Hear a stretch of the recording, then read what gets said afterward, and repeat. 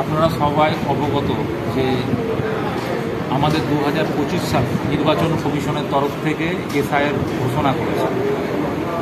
এই এসআইআর নিয়ে মানুষের মধ্যে একটা বিভ্রান্তিকর একটা পরিস্থিতি তৈরি হয়েছে, বিশেষ করে দুটি দল, রাজ্যের শাসক দল তৃণমূল কংগ্রেস এবং কেন্দ্রের শাসক দল বিজেপি।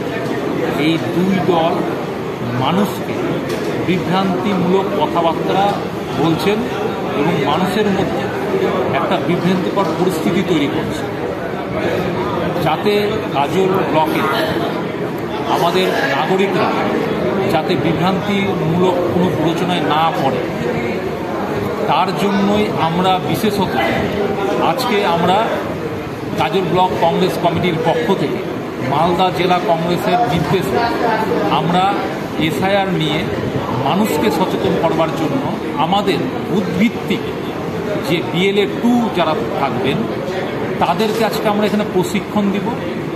সাথে সাথে তারা তাদের অত্র এলাকার বুথে মানুষ যদি কোনো রকমের কোনো সমস্যায় পড়ে, তাহলে আমাদের জাতীয় কংগ্রেসের যারা বিএলএ 2 থাকবেন প্রতিনিধিরা, তারা তাদেরকে সহযোগিতা করবে।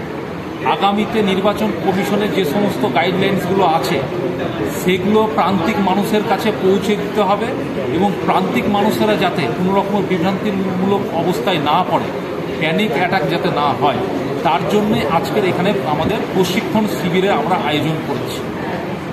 আপনার নাম? আমার নাম প্রেম চৌধুরী, আমি গাজী ব্লক কংগ্রেস কমিটির সভাপতি।